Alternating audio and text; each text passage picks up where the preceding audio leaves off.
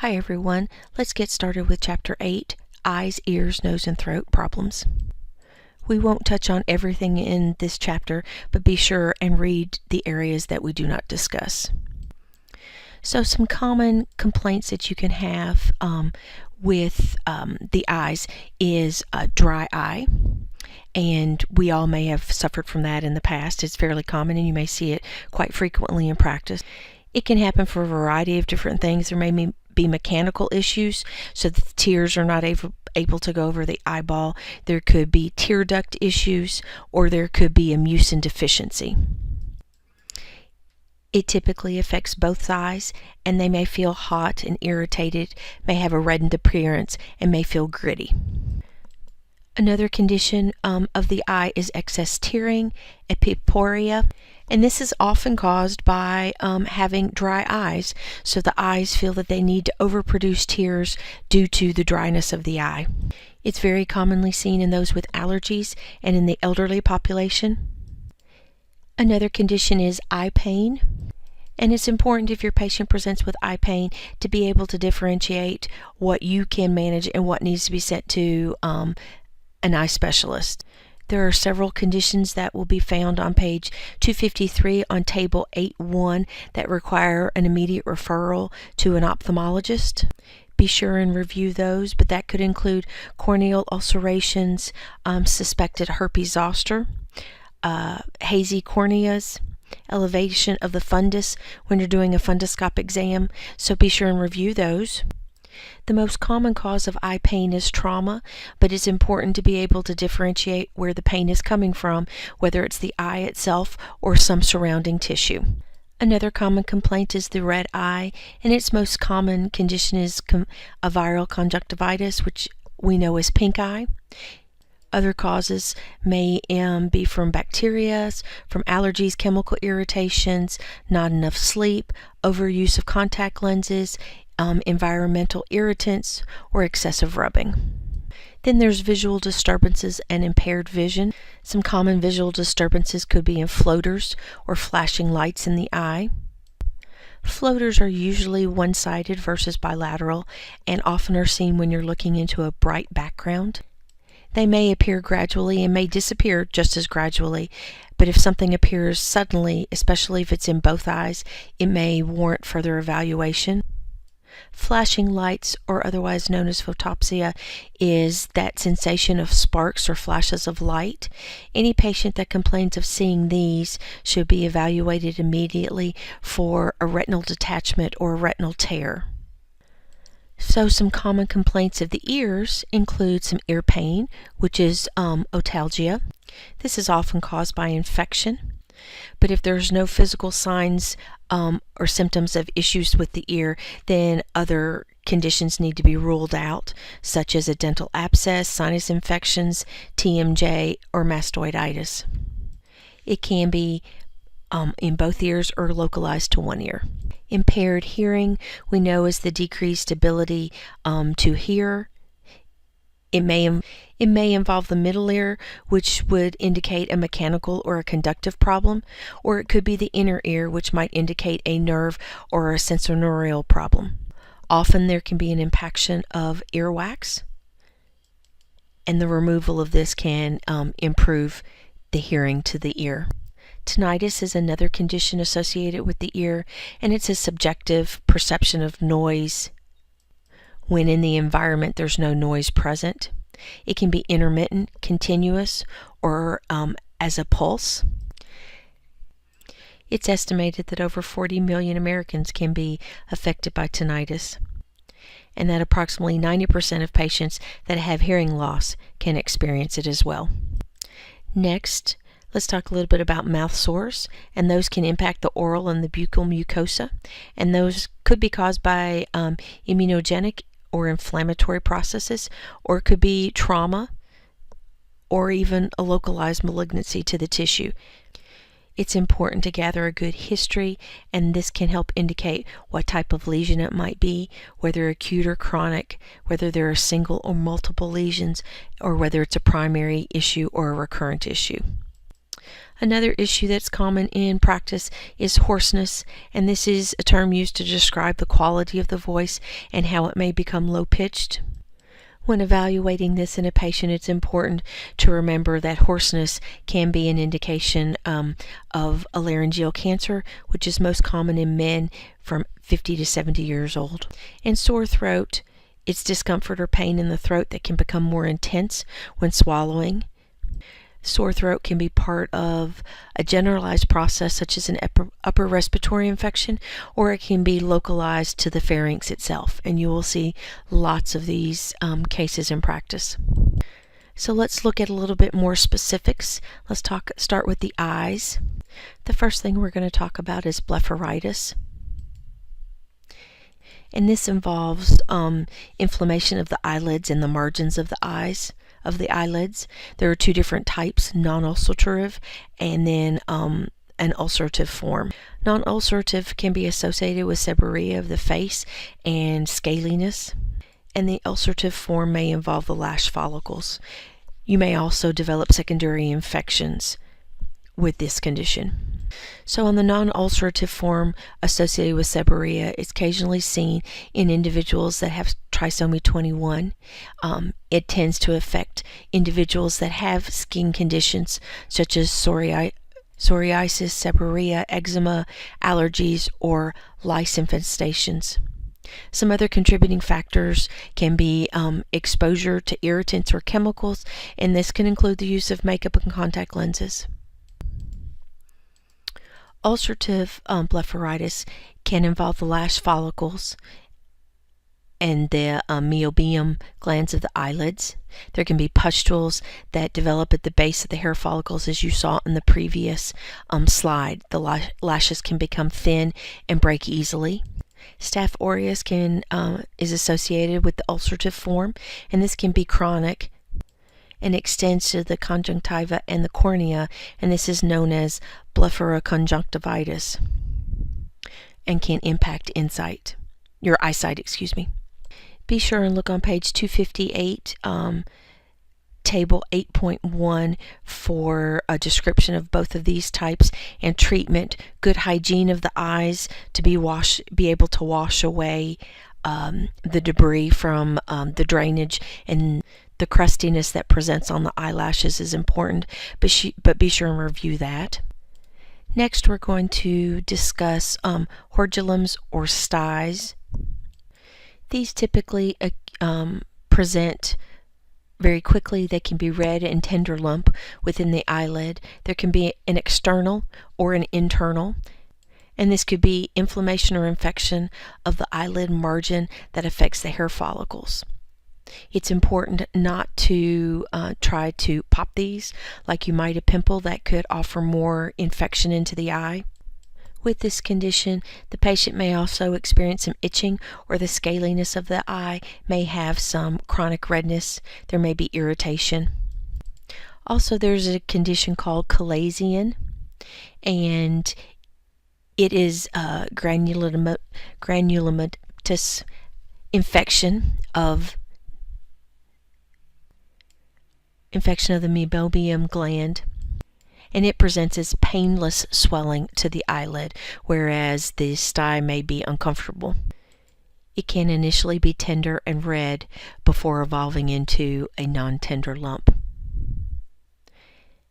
And blepharitis is also commonly associated with this condition. On page 260, if you look at table 8.2, it gives some more information on the treatment of both of these conditions. So review that in a little bit more detail. Initial treatment is, keeping the eyes clean, not cross-contaminating them, using some warm compresses to the eyelids that have the affected swelling. Erythromycin ophthalmic ointment may be required, and then if it's a resistant or a recurrent issue, there may need to be some oral antibiotics. Next, let's talk a little bit about dry eyes, and these are disorders of the lacrimal ducts, and they can be acquired or congenital. They can be systemic, such as Sjögren's syndrome, or they can be related to a localized infectious process such as conjunctivitis, or they can be related to cranial nerve deficits or damage where the eyelid is not able to close and to help keep the eye moisturized. These patients are known to have an overproduction or increased activation of T cells, and this can disrupt the production of the body's natural tears. There are also certain medications that can cause dry eyes, and these can be anticholinergic agents. They can be some of our blood pressure medicines such as beta blockers, antihistamines that can all decrease tear production. And it's important to remember that we can have decrease in tear production as we age, but this is especially noted in women during menopause. So if you get this complaint, be sure and assess the age and the where they are in their menstrual cycle, in their menstrual history. Okay, forgot to flip the slide, but here I believe are some of the things we just talked about.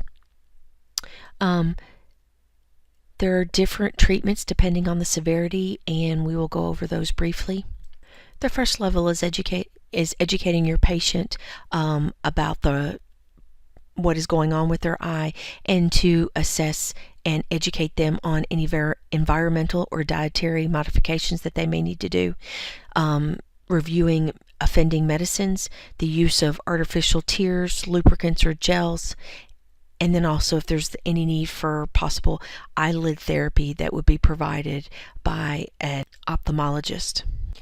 So you would move on to the second level of care if the first level didn't work, and that would be to include some ocular lubricants, some non-preserved artificial tear substitutes, and then possibly doing some anti-inflammatory agents. There's also at this time the use of some emulsion therapies like the Restasis, which that can help with chronic dry eyes. If levels 1 and 2 don't work, then you go to 3, and this might include some autologous serums, special contact lenses. Level 4 would be some systemic anti-inflammatory agents and surgical interventions. If you have a patient that has dry eyes who are evaluated by a non-ophthalmologist healthcare provider, and they have visual loss, moderate or severe pain, they don't respond to therapy, or there's concerns for corneal ulceration or infiltration, it's important to refer them to an ophthalmologist.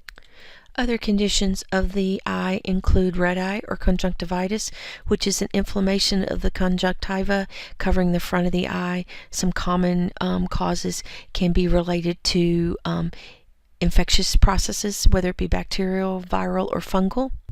It can be from a toxicity from a certain agent, or it can be allergy related. And if you look at that picture down at the bottom, that seems to be very much an infectious process with the purulent drainage at the lower eyelids. This is not the best slide due to the background, but it has a lot of good information from what type of the assessment is to what it could be if it was thought to be bacterial or allergic, viral or iritis, or if it was could be seen with glaucoma. So review that table. Some tests that you might perform with conjunctivitis is you're going to want to check for their visual acuity. If a dilated pupil exam is being completed, you can check for several things such as proptosis, optic nerve dysfunction, changes in their visual acuity, diplopia, or if there's anterior chamber inflammation. You can also use a fluorescein stain to rule out if there's any corneal involvement or keratitis, and then also a blue light illumination will help to assess for any corneal scratches or any ulcerations. Next, let's talk about cataracts. And we primarily think of these as age-associated conditions, and 90% of cataracts are age-related. Some other causes of cataracts can be due to congenital abnormalities, metabolic, or traumatic etiologies. And this could be exposure to sunlight without protective lenses. And cataract surgery is the most common surgical procedure that is performed under Medicare in the United States, and it's effective in improving 95% of patients that are treated. So another eye condition that is common in primary care is glaucoma, which is the progressive damage of the optic nerve, and this can lead to atrophy of the nerve and to blindness, and it's most often associated with an increased intraocular pressure. There are different categories such as open angle, and these are based on the anatomy of the anterior chamber of the eye. And you can have both types of glaucoma present in the same eye, and it's further differentiated into primary and secondary, which can be associated with an ocular condition or a systemic process. And then there can be congenital forms of glaucoma that are found in infants. Patients are usually asymptomatic until the nerve of the optic nerve has been damaged. Chronic open angle glaucoma can start gradually. There may be just a slow bilateral loss of vision and poor night vision. If you have a patient that's having to have their prescription on their glasses changed frequently, this can be a common presenting symptom. Later symptoms may include halos around lights and further visual loss. Acute angle closure glaucoma can have a rapid onset and may have one-sided pain and pressure. There may be blurred vision, and there's the seeing halos around lights and photophobia. Then there can be the loss of peripheral vision followed by central vision. On page 277, there is a chart of drugs commonly prescribed for glaucoma. So I want you to be sure and review that. In open angle glaucoma, some pharmacological treatments include your beta blockers and your prostaglandin analogs, and these are all drops. And so this may be like your Timoptic or your Batopic. And these reduce the production of the aqueous humor in the eye. Your prostaglandins may be like your Travatan and your Lumigan, and they decrease the intraocular pressure by increasing the outflow. And then if the condition is not controlled by the medications, then laser or surgical intervention may be required. For angle closure glaucoma medications, during the acute attack to lower intraocular pressure may include Diamox, and then also IV mannitol can be used. You may have laser surgery or peripheral iridotomy, and bed rest should be maintained until the attack has stopped. These patients need to be referred to and followed by an ophthalmologist. But the primary care provider still plays an important role in the management of these patients and can help encourage the patient to see their ophthalmologist every 3 to 4 months for life. So your patient education is very important, that they have the follow-up and the periodic checks of their intraocular pressure and their eye exams. It's important to stress the need to take their medications as ordered and to be aware of adverse side effects. And also if there's issues with their vision that has changed significantly, that they need to notify their primary care provider. Next, let's talk about diabetic retinopathy. And this is a condition that is a non-inflammatory disorder of the retina that develops in patients with diabetes. It's divided into 3 stages: background diabetic retinopathy, pre-proliferative diabetic retinopathy, and proliferative diabetic retinopathy. Initially, the patient may not complain of any visual changes, but if the disease progresses, that is when symptoms may be noted. Changes are first seen on the fundoscopic exam. They may be seen to have microaneurysms, intraretinal hemorrhage, macular edema, some fatty deposits. There can be some nerve fiber damage. You may hear the word cotton wool spots. There may be venous bleeding and dilatation, swelling, and there can be some retinal hemorrhage.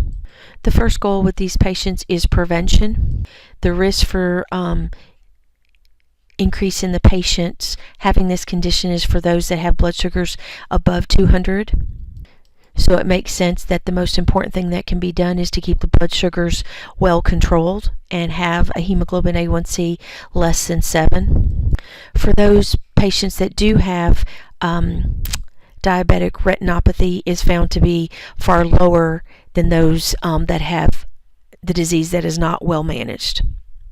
And for any patient that has diabetes, they need to be referred to the ophthalmologist to have an evaluation of their eyes annually. Patients that also have hypertension and diabetes need to work towards having their blood pressure well managed so that there's not any end organ damage. The only medication that has been found to slow the progression of diabetic retinopathy is lisinopril, and laser surgery may be indicated for patients that have proliferative diabetic retinopathy or have significant macular edema. We have one more eye condition that let's talk about before we close out this video. Next, let's talk about macular degeneration. It's the leading cause of blindness in patients that are greater than 50 and is sometimes described as the disease of aging. It's characterized by the slow progressive atrophy and degeneration of the retina. And this is described as dry macular degeneration. And then wet is age-related, where new blood vessels develop under the retina in the macula, causing distortion or the loss of central vision. And so if you have a patient that presents with this type of symptoms, it's important to immediately refer to an ophthalmologist. On your objective assessment of macular degeneration, if their vision is less than 20/20, it's important to perform the pinhole test, and their vision can correct with the pinhole test, and this implies that there's an uncorrected refractive error. Fundoscopic exams can be normal in patients with these errors, and then you also may note drusen signs, which are yellow spots, and that's indicative of an earlier macular degeneration. And there can be clumps of pigmentation that are regularly spaced out with depigmentated areas in the macula. There's no course that will prevent macular degeneration, and there's no treatments noted for early disease. It's important to educate the patient to be aware of the signs so that you're preventing visual loss. There's some research that supports the use of antioxidant vitamins and zinc during the disease process. Smoking cessation and improvement of cardiovascular risk factors are important to help slow down the progression of macular degeneration. And then thermal laser photocoagulation may be applicable for certain forms of wet macular degeneration. So let's close out this video and we'll come back talking about some ear problems. Thank you.